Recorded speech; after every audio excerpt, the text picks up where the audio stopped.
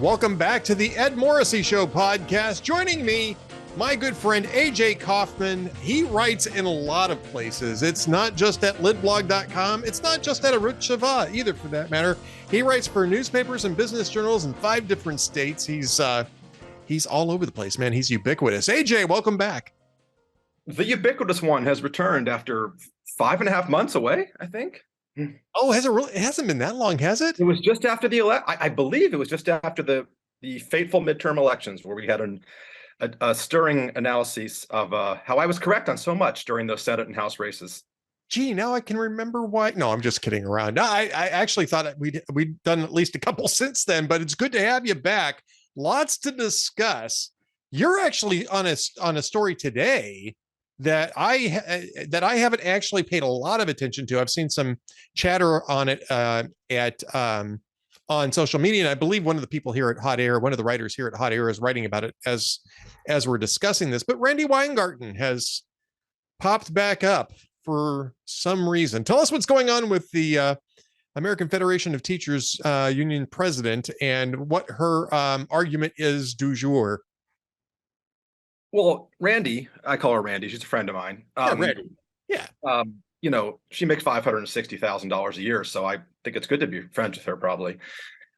Nothing in particular today, or anything outside of her normal, kind of hateful, vindictive ad hominem attack. She had a big editorial last week in the venerable USA Today, where she entitled it "Republicans are destroying our public schools, and teachers and parents must fight back," which I could have written the same article with just changing Republicans to Randi Weingarten or the AFT, pot versus kettle, what have you. But yeah, she's always fighting. I mean, she's 65 years old. I think maybe, the fighting may be having a terrible effect. She was fighting for Terry McAuliffe to be governor of Virginia, and she fights. But like many in her position, she likes to label anyone who dissents from her views as an extremist or racist, people with vendettas or what have you, or putting their ideologies ahead of children, which, by the way, I love that, by the way. If anyone's ever put their ideology ahead of children, it's the head of the AFT. Yeah, but for 2 years, she was doing that, keeping the schools closed by putting up all sorts of stupid requirements for reopening the schools that had really nothing to do with the safety of the children. No, we learned pretty quickly that school children were, thank God, children under 18, under 12, certainly, were not really at risk from COVID as much as most people or anyone else. And the schools, in some cases, were safer than them being at home. But she locked the gates as best she could. Smaller towns, more rural areas, they opened up that fall or early that winter. But in the bigger cities, well over a year, sometimes close to 2 years, not counting the strikes that occurred in some cases like Chicago, right after they reopened, they went back on strike.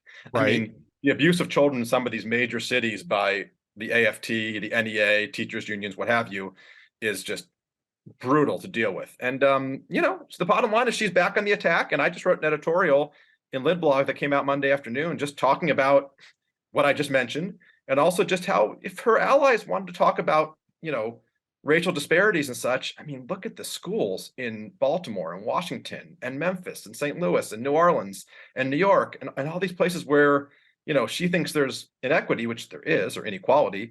But the teachers make good money there, and the school children are doing terribly. And 95% of them are not even proficient in math and English. So that should be the real scandal. The Washington Post, NPR, USA Today should be covering that, not having her publish dishonest editorials. Right. Well, she's getting a lot of, she's doing something today. She's giving a speech or something, and Mary Catherine Ham is all over it on Twitter. And I just have been so busy doing other things that I haven't had a chance to really dig into it. So I'm glad that you're keeping an eye on it, AJ. That's not the big story of the week, because like you said, Randy's got a Randi, right? This is basic Weingarten. It's Weingarten 101, right? It is. It really is. It's sad. She's not going to stop. She's been doing it for 20, 30 years. I wish at some point, if you listen to certain governors of blue states, former governors, Larry Hogan, Chris Christie in his day, if you listen to Mike DeWine in purple states, they have a lot of success to, trying to reach across the aisle, or at least try to push back against, progressivism and large, left-wing groups, but they cannot make any headway against teachers unions. These groups are just impossible to move and push back against. Even after COVID, you really can't stop them from inflicting the terrible damage they have on society and being divisive. Just the fact that she even mentions Republicans and Democrats. I mean, I understand why. We all understand why. I've been writing about this for almost 20 years. And considering I'm not that old, I was writing about it when I was really young. And America's school children suffer. We are. I'll just read you what I wrote in the article, and then we can move on. Sure. St. Cloud Times up in Minnesota wrote an editorial 3 years ago, and I mentioned this is not verbatim, but basically that the U.S. spends nearly $20,000 per student annually from kindergarten through 12th grade. That's nearly double the global average. So this whole underfunded aspect is not true. Yet the average student in Singapore, and I picked Singapore, I realize that's a high level place, but they're nearly 4 years ahead of their US counterpart. However, going to places that are not as wealthy, not as affluent, Estonia, Finland, Norway, New Zealand, Germany, they also outperform the US despite spending less per pupil. So you talk about us being a global laughingstock. The left like to talk about us being a global laughingstock with healthcare or environment or whatever. Really, it's public education, which we are a global laughingstock. Just really quickly, because I know we want to move on to a couple other topics here. But I would argue that probably the difference is that we're spending it on administrators rather than on educators. And we talk a lot about the teachers unions. We talk a lot about administrators, talk a lot about the activists. Most teachers want to educate. I mean, I know teachers, I'm related to teachers, and really they really just want to be able to educate the students that are in front of them. But the problem is that they get pressure from activist groups and activist school boards to adhere to certain types of curricula and forced into certain types of activities rather than, educational activities. Reading, writing, arithmetic. Ed, you're talking to one. I taught for 5 years after college in Los Angeles. I loved teaching. I loved teaching students. I got along with my colleagues. I left because the teachers unions, they bullied me and they were ruining kids' education and making it almost impossible to teach and focusing on politics like anti-war rallies and political campaigns. Right. And now, gender ideology, I mean, it's just gotten worse. Oh, that's new. And, that's new. Yeah, that's new from when you were in. When you were teaching. Yeah. Exactly. All right. So let's pick up a couple other stories that took place this week. First off, Joe Biden jumped into the race, surprising literally no one. I'm surprised he actually got in as early as he did. I'm not even sure why he got in as early as he did. It's not like he needs to crowd people out of a primary. You don't think he was worried about RFK Jr.? Yeah, I'm sure he was. I'm sure RFK Jr. kept him up nights. Maybe Cheryl Hines did. Maybe Hollywood did. I mean, look, I know Cheryl Hines is getting a lot of flack in Hollywood from her Hollywood colleagues for supporting RFK Jr. Rather than getting behind Joe Biden. But there is the uncomfortable fact that Cheryl Hines is married to RFK Jr. Oh, I didn't even know that. So there you go. Yeah. It's like, okay, cut her a little bit of slack, right? I'm not a big fan of any of these people, but you got to cut her a little bit of slack. That's her husband. She's going to support him. When was the last time a spouse did not support their husband for the presidential election? I mean, well, we might come up to it. It might be Melania. I didn't want to say it. I was just going to say, I don't know that Melania is going to be voting for Donald in the primary, but I could be wrong. I mean, I'm sure she'll vote for him, but it's very clear that she doesn't want to be part of the circus again. No. And so, yeah, that might be as close as it comes. I'm not sure if Betty Ford was really all that engaged in trying to get Gerald another term in office, but usually wives get behind their husband. Lucretia Garfield was not thrilled about James's campaign in 1880. Well, there you go. Yeah. Well, actually, for good reason. Look how it worked out. I know. She had a premonition of it. Yeah. So, yeah. But Biden's in. Obviously, Joe Biden is very enthusiastic about this. Yeah. Some might even suggest that maybe it's Jill's idea. Again, not sure why this early, not sure why he wants to do this, but man, that campaign video, they really needed to take another month and think about it some more. It was awful. It was a god-awful campaign video. There wasn't a single thing in there about what he wants to do.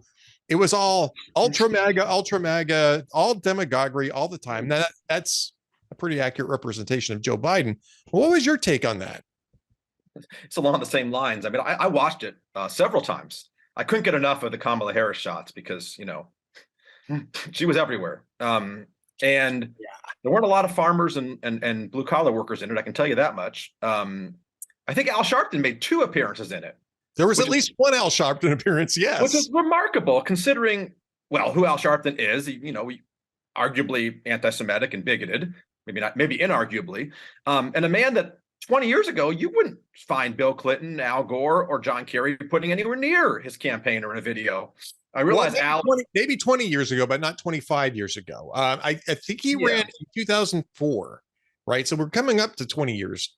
So it was the 2003, 2004, just about 20 years ago. He was running. He ran for president, but I'm saying, would John Kerry or Al Gore, openly have him in their campaign videos as a supporter?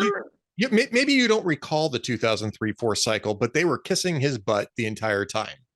Okay, Kerry was just John Kerry, who's an odious human being. Howard Dean was all over himself. That was what got him in trouble in that one. Yeah, they've been sucking up to Al for a long time. Is that why he lost so much weight? I mean, is that the weight loss and from all the kissing? Good for him. Good for him because he needed to lose the weight. I actually met him once, and he's a thin dude. He lost a lot. That was the Morrissey Sharpton for lieutenant governor campaign of 2010. That's what it was. Yeah. Well, I thought the video was pretty bad. I mean, I thought it was very bad. And of course, you and I are somewhat partisan, but I'm willing to admit when a campaign video is decent, and it wasn't decent. I mean, it was dishonest. It didn't mention Trump by name, I don't believe, but it was clearly aimed at Trump. We mentioned the ultra MAGA crowd, and it's interesting because I never thought Biden was running until after the midterms. I didn't think he was running for re-election until he, as the titular head of the party, his party had a more successful midterm election, especially on the Senate side than they figured. But 4 years ago to the day, I believe, he sold himself as what the nation needed to end Trump's polarizing presidency, and he was going to be this avuncular transitional figure until the next generation of progressives was ready. Now I'm laughing because I'm thinking about the next generation of progressives, and I'm trying to find one that's ready. And there's no one. There's not Pete Buttigieg. He's failed completely at transportation. It's certainly not Kamala Harris, who's going to be a liability on the campaign trail among most demographics. It's not J.B. Pritzker or Gretchen Whitmer or Gavin Newsom. It's amazing. So the video shows that Biden is running to stop Trump, I believe. And Biden needs Trump, and maybe Trump needs Biden, frankly, because the term negative partisanship, right? Right. That is I would say it's a powerful force in our politics today, but it's probably the most powerful force in our politics today. And so this monomaniacal focus that the Democrats have on Trump, and I'm sure they will hate Ron DeSantis or anyone else who becomes the nominee or gets close, but it really does inform everything they do. And Biden is the vessel. He is the only one that he believes he's the only one who can defeat Trump and spare the country a second Trump term. And that's why he's running, because the other alternatives, Ed, are bleak. Yeah. I think Biden needs Trump. I don't think Trump might need Biden, but I think Republicans in general need Biden. I think it's easier to run against Biden than it is against a fresh candidate, right? And this is one of those first to the post situations where the first party that actually puts up a candidate who, was born after the birth of rock and roll is probably going to win the election, right? And the question is whether or not the Republicans are going to be able to recognize that in time and whether or not it matters to them. So that's a good question. Whether or not it matters, I think you're going down a road that I like there. Explain what you mean by that. Whether or not it matters to Republicans. Well, I think that there's a lot of performative venting in politics today, and you talk about negative partisanship, and I think this is of a piece of that. It's not actually negative partisanship itself, but I think that there's a burning desire for some revenge for what happened in 2020, whether, the real or perceived injustices of 2020. People want to have a nice bow tied on that by giving Trump back the office, right? No, I'm not going to get into, you know, we've debated the 2020 thing endlessly. Part of the problem with Republican parties, they won't put it behind them, and Trump certainly isn't putting it behind them. And to be fair, the media is going to ask them about that too. So the media doesn't want that to be put behind Republicans either. No, I mean the media really wants Biden up there, and take a look at how they're covering Ron DeSantis. Ron DeSantis is stumbling. Ron DeSantis is falling behind. Ron DeSantis hasn't even declared for the campaign yet. He's still working in Florida on the legislative session. So it's silliness. Nobody's falling behind anybody. This is way too early. Nobody's casting votes for months, and everybody knows that they're not casting votes for months. It is coming down, I think, basically to a two-person race, which is one of the many errors I think that Donald Trump made with his campaign video, which came out this morning. And I wrote about that extensively. But basically what he did was he went right after Ron DeSantis, very negative, not on substance, on the idea that Ron DeSantis is being disloyal by running against him because Trump endorsed him in 2018. It's ridiculous. Well, it's a dumb argument, right? I mean, basically, but I mean, strategically, people make dumb arguments all the time in politics. It's not usually fatal, right? But strategically, this is about as foolish as you can get, because they're trying to make this into a two-person race, which is what Ron DeSantis wants it to be. It's what a lot of Republicans want it to be, because they know that as much as we may like Nikki Haley and Tim Scott and others, if you want to defeat Trump, the more people involved in the race, the better it is for Trump. A one-on-one race between Trump and DeSantis, or a one-on-one race between Trump and Chris Sununu or someone, or Asa Hutchinson, is still worse for Trump when he goes one-on-one. Well, it's worse for Trump, but I think that Trump would beat Chris Sununu. I'm just throwing out names that, Trump would beat Asa Hutchinson, but Ron DeSantis is well-funded. He's very smart. He's got a lot more draw on the conservative populist wing of the party than Asa Hutchinson does, certainly than Chris Sununu or Chris Christie does, and Nikki Haley, for that matter, who's busy trying to jump on the Trump bandwagon in regards to the Disney fight. I don't know if you saw very this. Strange. Very.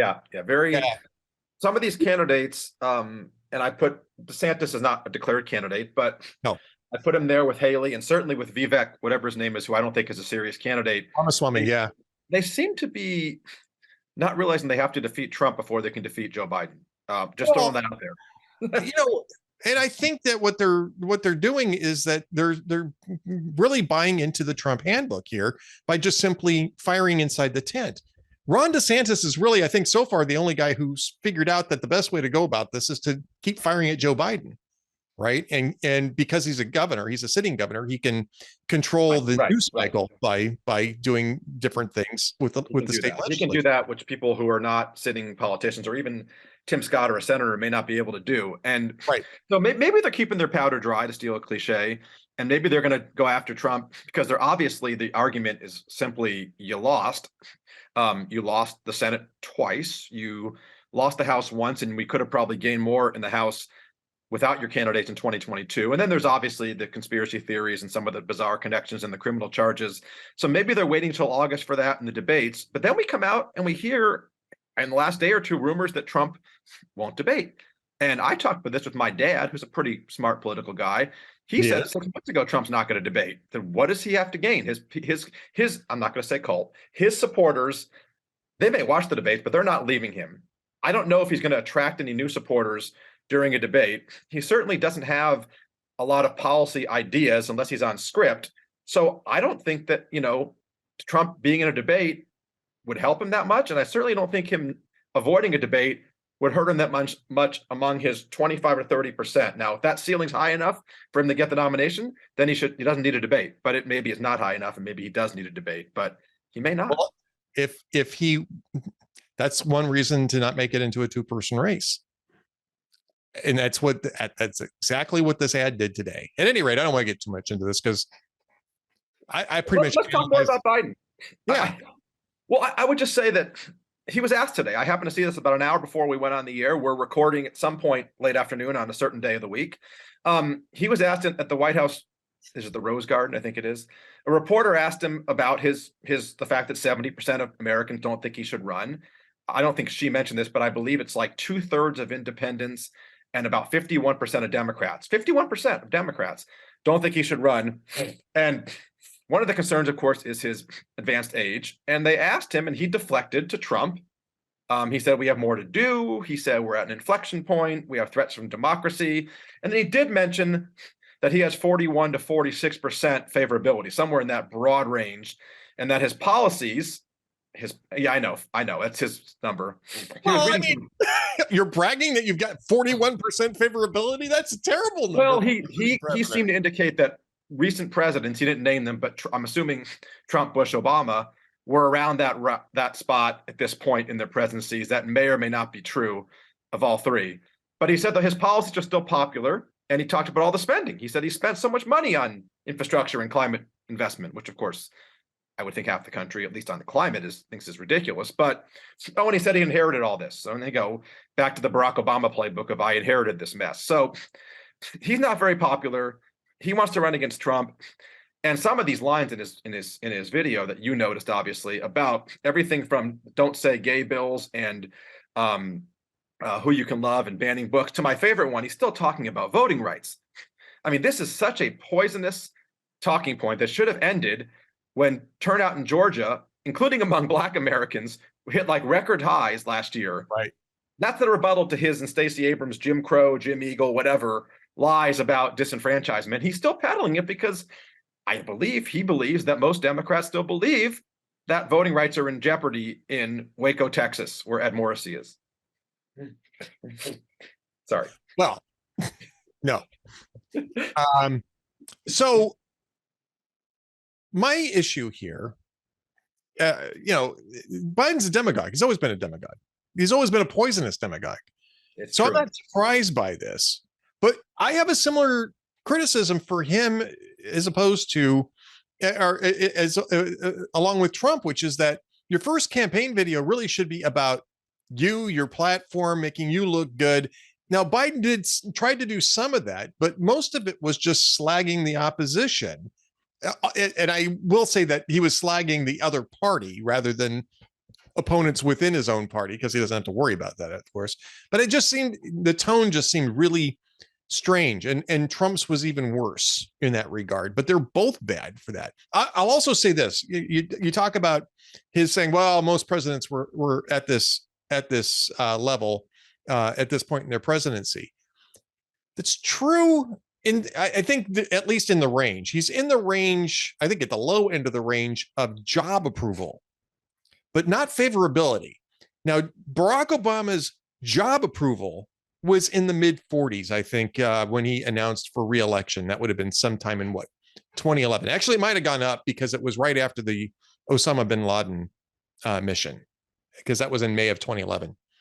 But it had been hovering in the mid 40s, the job approval rating, and Republicans deduced from that they had a real shot at defeating him. And I think they did if they'd run a better campaign. I think Romney could have won that election, which I wrote about. That's what my book is about.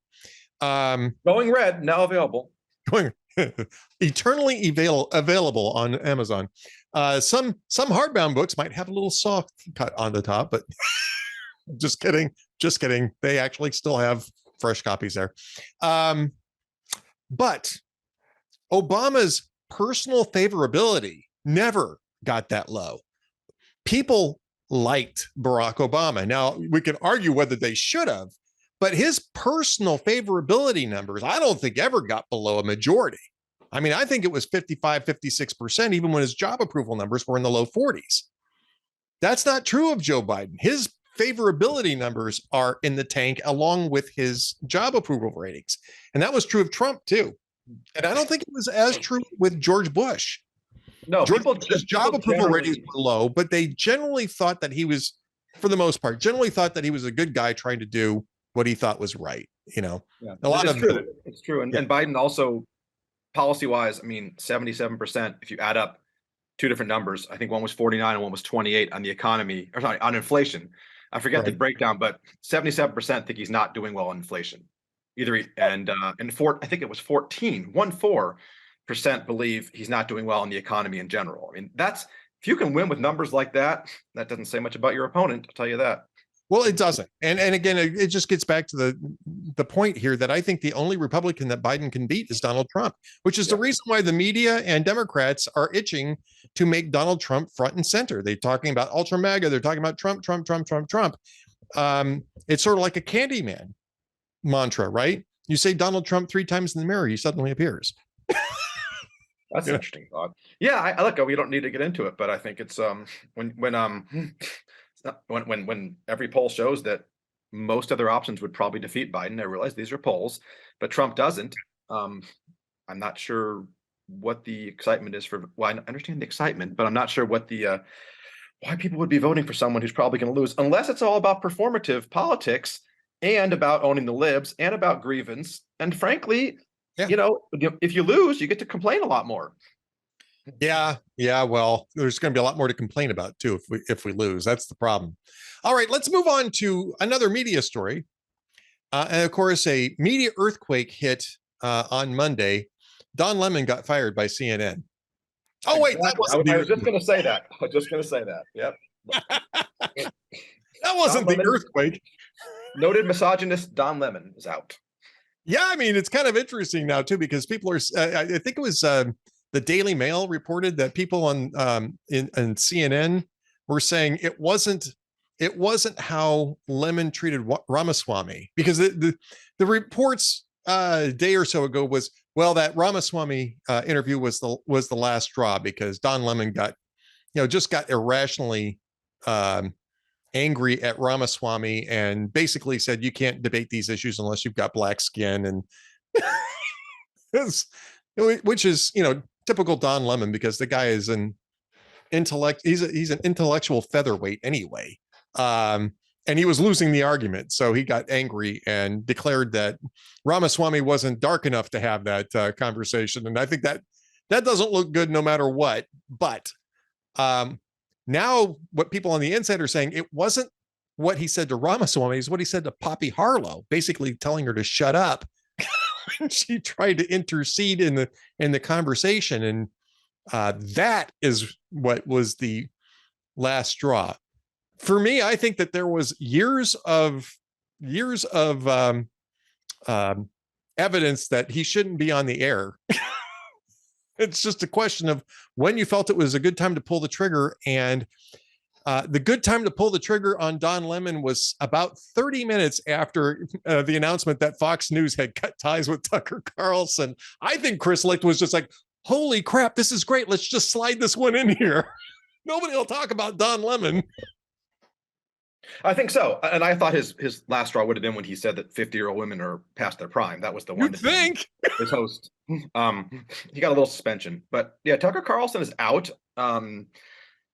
A lot of people are upset about that. The weird thing about Tucker is that it seems, and I've seen one report, but I just anecdotally, well, the Fox News audience is an older group, older than you and I, Ed, older demographics. Tucker's demographics are a little younger. He has a lot of younger men, populist men, obviously, mostly conservative, but he has a younger audience, and they're mad that he's gone. But that's not the Fox audience. The Fox audience are the ones that made The Five the #1 show on the network in the past year, supplanting Tucker Carlson.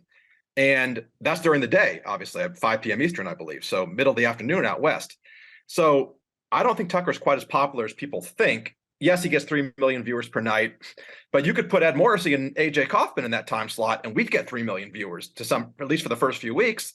You could put a blank screen on there. I mean, that's the Bill O'Reilly spot. I'm just going to say it. That's the most valuable real estate in cable news, 8 p.m. Eastern on a weeknight. Forget Bill O'Reilly in general. That's a valuable spot, whether it's CNN, MSNBC, or Fox. Yeah, but CNN and MSNBC aren't converting 3 million viewers, man. They're getting maybe but they're pulling from the same. We know why. I like Fox in general, but we know why Fox's ratings are higher. And with the exception of OAN and Newsmax in the past few years, conservatives have one place to go. Liberals have several places to go. I've always felt a little misleading to talk about how Fox dominates because they don't have as much competition. But the 8 p.m. and the 9 p.m. spots are valuable. And that's the spot. Fox News is the star more than Tucker Carlson or Sean Hannity or Jesse Waters, in my opinion. So I think I looked it up, and I think O'Reilly had 3.9 million viewers in his last episode. Tucker had 2.6. Big difference. And I think that Tucker Carlson, obviously, there's some karma here. You may agree with him. I may agree with him on 80% of the issues, but the last year or so, he's been a mouthpiece for Moscow. We don't need to get into the details. He's had pro-Putin people on his show consistently from the left, also mostly from the left, actually. The Glenn Greenwald, Steve Cohen, Tulsi Gabbard wing, and then people on the right, some disgraced retired generals. He obviously had his January 6th conspiracies, 2 rounds of them, one with his Patriot Purge show on Fox Nation, one with the Kevin McCarthy tape. Again, whether you like those or not, so that's something I don't know that at 8 p.m. on Fox even wants to have on there. And then, of course, I think he was insincere to his audience. Whether it's true or not, we have the text messages showing that he doesn't think much of Donald Trump, despite what he says on TV. And he trashed people. He trashed the network. He trashed honest journalists like Jackie Heinrich and wanted to get her fired on election night for reporting the news. They fired Chris Steyerwalt, who was a great reporter, an honest journalist. And he was vindictive. I mean, he really did say things in private that were different than what he said in public. And of course, he cost the company, the most important thing probably, he cost the company $800 million. Well, no. I see. Okay, now we're going to have a debate. First off, we're hearing a lot of this stuff. We're hearing some of this stuff is messages from Discovery. So yeah, I mean, some of the stuff we know because of the lawsuit. But the issues that were in play in the Dominion lawsuit didn't really have a lot to do with Tucker Carlson. They had a lot to do with Lou Dobbs. They had something to do with Maria. Lou Dobbs got fired, by the way. And they had something to do with Sean Hannity. But Tucker Carlson wasn't really that much. The exposure wasn't really so much from Tucker's show. I don't know about Smartmatic because they're still haggling on Discovery, and we may find out something different on Smartmatic. But Tucker Carlson was the only Fox person who actually seriously pushed back against the Trump theory, the Kraken theory of the 2020 election. He tried to get Sidney Powell to come on and provide evidence for these claims. Sidney Powell kept shining him on, and then he did a whole segment because we wrote about it at the time. He did a whole segment saying, "Look, I've tried several times to get her to show me evidence of these claims. She's not producing it. I have to assume she doesn't have any and that these are nonsense." He was the only Fox guy I know that was saying stuff like that on the air. Some of them were saying it off the air. We know that from Discovery too. But I don't think it's as cut and dried that they cut Tucker loose because he cost them money. No, if they were going to do that, going after some of the other hosts. Lou Dobbs was worse. Lou Dobbs lost his job right away, and Lou Dobbs should probably be in a mental hospital, frankly, from the things he said. And I don't think they're going to fire Hannity. I guess he's been there too long. I don't deny that he's not the only one, or even he wasn't the primary one.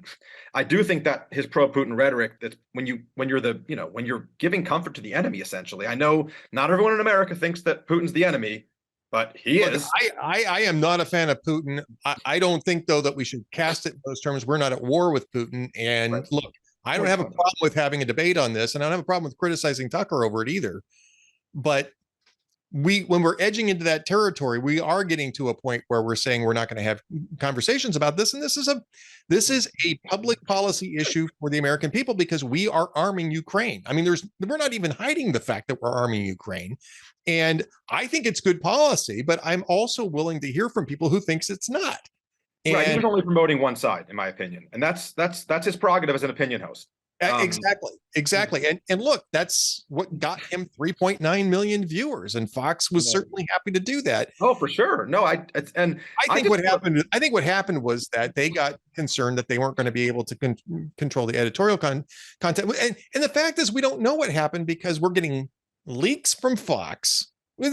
Clearly getting leaks from Fox, right? We're not getting people going on the record there. We're just getting some leaks from Fox News, who has a very vested interest in spinning this thing. And Tucker's not saying anything yet, probably because he's negotiating his exit. Because I read Hot Air today. I read the summary. I find some of those complaints to be probably not having that much merit, especially from the first lady that was mentioned. And I'm not even talking about those complaints about him making anti-Semitic comments or what have you. Some of these are harassment or whatever. Those things to me are superfluous to what's going on. I just think Tucker Carlson, I followed him since his days at the Weekly Standard when I was in high school, when he was a very talented writer. He is a very talented writer. I just think he was irresponsible with a lot of what he said and did, and I'm not just talking about January 6th, although that's pretty important too, or the 2020 election, or even Putin. You watch his show on a nightly basis, you see some of the lines he has. There's a lot of grievance. And I think it sounded more like Bernie Sanders half the time when he had his left-wing guests on, or even RFK Jr. And look, I think he thought he was bigger than the network, and I think he tried to change the Republican Party for the worse. I think he tried to change it into a populist conspiracy party cloistered in corners of the internet, while doing it all from his beautiful Florida mansion or his Maine home, which is just not, that's classic populist hypocrisy, in my opinion. But I'm not saying he can't make a living. I just would like to see. Hey, Rush Limbaugh broadcast from his Florida manor, I guess you call it. For 30 years. I mean, and he made it from nothing. Tucker was fired at 4 places, by the way, before this, or 3. CNN, MSNBC, PBS. It's not atypical for the industry, right? It's not. They all live well. I'm just saying I don't blame him for leaving DC during COVID and maybe being harassed by the left. But when you're talking about how he feels the pain of people in rural Ohio or rural Nebraska, and he's living where he's living and how he's living, and never going to these places outside of, he went to Hungary a couple of times, which interesting for obvious reasons. But I like to see him go to these places, interview people in these places he's talking about like he's an expert. He sends a crew there. Whatever. I just think the network's better for not having him, and certainly the Republican Party is better, because if we can just peel off 20% of the people who believe the worst of what Carlson said, because 80% of what he said I probably like, but if we can get some of these people to come back to reality and get away from the conspiracies and away from appeasing autocrats and stand on the side of freedom and not have so much grievance, I think it's better for the Republican Party. Let the Democrats be the party of grievance and appeasing our enemies. Well, don't hold back, AJ. Tell us what you really think. I'm still going to disagree with you on Tucker. I am. I think Tucker is, first off, I think that he's not doing stuff he doesn't believe in. Now, I understand. I understand the venting. I understand the internal venting in memos. People write memos. People write emails. They do it for various different reasons. They blow off steam.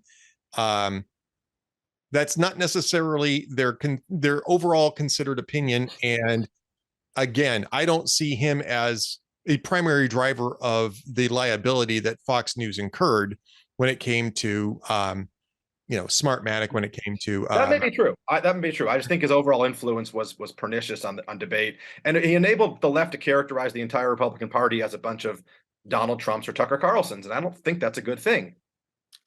Do you think it would have been any different with any other host that could succeed at Fox News? Oh, no, starting now? I think if you put me in that slot, you're not going to have the same. You're not going to espouse the same rhetoric as he is on January 6th and Putin. You're not. No, and that's not going to stop them from making me into some sort of ultra mega monster either. AJ, that's what I'm saying. They have a special dislike for Carlson because, and I don't get into this stuff. They think he's a racist, bigot, anti-Semite. I don't get into that. They don't think that necessarily about every Fox News host. Believe me. Yeah, they do. Yes, they do. The opinion host, maybe. Not all of them. Hosts, yes. You don't think that, right? And they think all of them are racist bigots. Right, but I don't like Laura Ingraham at all. I don't mind Hannity. I'm not sure who the fourth is. Jesse Waters, I guess. Most of those people, as far as I know, were not openly pro-Putin, in my opinion. January 6th conspiracies, and even the replacement theory, which I don't buy, but a lot of his stuff came off racist to people on the left and the center. That wasn't good for the network either. Yeah, I can tell you what's not good for the network is defaming Dominion and then having to settle $787 million. I mean, that's not good for the network. Everything up to that point had been coming up roses for the Murdochs. Okay. Well, financially, yeah. Financially. That's the bottom line is the bottom line. I'm still going back to the fact that I don't think he's good for the party long term or the movement. I mean, the Heritage Foundation has become like that. That's not good. Used to like the Heritage Foundation. Now it's just. I'm interested to see what Tucker does in his next iteration. Look, this is a guy who knows how to create platforms. He created the Daily Caller from scratch. Sold off his interest in it in 2020. So he held on to it for a while he was at Fox. And and he's going to come out of this thing with Like, a big he will. undisclosed settlement. Oh yeah. But I guess maybe we're talking past each other. Do you think that a strategy of monetizing constant stoking of fear, crisis, and paranoia should be the true faith now of the Republican Party? No, of course not. Of course not. But Megyn Kelly doesn't do that, and she's very successful on Megyn Kelly. Independent. Yeah, so do I. She's very successful on an independent platform. There's plenty of opportunities for people to deliver the speech that they like. And look, I think that you can. I think Tucker Carlson is certainly criticizable. What I don't get here is the way it was handled and why it was handled that way. And I think that the only thing that I can think of is that they're concerned about Carlson's recent focus on Ray Epps. And I think they became concerned that they were going to end up with another defamation lawsuit. Yeah. Reportedly, and this is what everybody heard the day after, was that Carlson came in, they were planning to do a response to Ray Epps's 60 Minutes thing the day before on Sunday. And Fox News wanted to shut it down because they're suddenly very interested in liability. Understandably, and he contributed to that. He may not be the main culprit, but he contributed to that. That Luke Hobbs and Sean Hannity and Jeanine Pirro and Maria Bartiromo and a lot of these people. That I can understand. But if that's not what it was, if it was just because he was calling Fox executives names on internal communications, that's pretty damn lame. David Letterman used to do that on NBC, and it worked for years for him. And he wasn't even doing it on air. I'm just curious as to why this suddenly became an issue. Yeah, I don't know the answer to that. I don't think it's cut and dry. And that's my point. And that's my point. We really don't know the answer because all we're getting from Fox is a bunch of leaks, which is kind of bullshit, frankly. They should keep their mouths shut. They should have learned to keep their mouths shut. And Tucker is being very quiet about it. I'm willing to wait to see what Tucker has to say about this situation. They had the same thing. They didn't have the same thing. They cut Dan Bongino loose, but that was a completely different. Everybody handled it better. Dan Bongino, they came out and said, "Hey, look, they were trying to work with me. I was trying to work with them. We just couldn't agree on a contract anymore. So I decided I'm going to go off on my own." Yeah, not sure if I believe that, but. I'm not sure I believe it either, but at least both sides handled it better. Right. That's how they said, and Don Lemon too. Well, Don Lemon tweeted out his retirement. He went immediately to grievance mode, right? And Tucker didn't do that. No, I agree. He didn't go to grievance mode. I agree. It's only Wednesday. Well, I think they're still crossing the T's and dotting the I's on the contract settlement that's going to be coming. So there's good reason to keep his mouth shut. But yeah, I mean, I have a different opinion about Tucker. I certainly didn't agree with some of the stuff that he was doing on the show.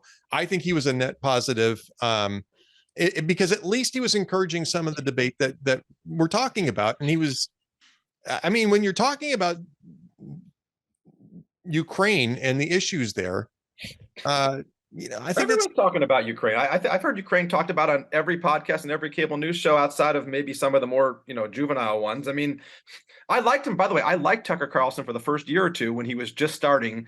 He moved his way up right away when either O'Reilly or Kelly left. He moved right up there. Something changed for the end of the Trump presidency, and then you started getting. I mean, he did make videos where he basically, I don't want to get into a long thing, apologized for some January 6th domestic terrorists, which I know there's people that are being charged and there's debate over whether they're being fairly charged, but he made full documentaries where he took one side. And I know you're allowed to do that in a documentary, but it was misleading. There was Michael Moore on the right. I mean, it was really, we don't need to stoop to that level. I know Rush Limbaugh would tell me, "Oh, don't worry about stooping to their level. You don't need to play fair, whatever." And I just, at this point, when I see the party that I generally vote for moving into grievance and paranoia and conspiracies and teen sport politics, and frankly, big government, and they thought Bush was too big government. I mean, my gosh, no one wants to rein in our fiscal house now on the right, except for Paul Ryan, and he's gone. Yep. All right. We should wrap this up. AJ, tell us what should we look for next for you? Where do you have stuff coming up? Well, I write a column every Monday at LitBlog. I usually post sometime during the middle of the day. That column is occasionally syndicated by Arutz Sheva, IsraelNationalNews.com. I also write some exclusive columns for them, especially if it has to deal with foreign policy. Right. And then personally, internet's a wonderful thing. You can find what you want, but I do write for several newspapers around the country and business journals in Minnesota, in Ohio, in Tennessee, in Virginia. And that's hard news. And that's why I've changed a bit in the past year, because I've done so much hard news lately that I try, if I can, to just stick to the facts and see where things take me, rather than putting a spin on it, unless I'm writing a column that's openly mentioned as an opinion column or editorial. All right. The wall exists with AJ Kaufman. So be sure to check all those things out. AJ, thanks so much for being with us today. Thank you, Ed.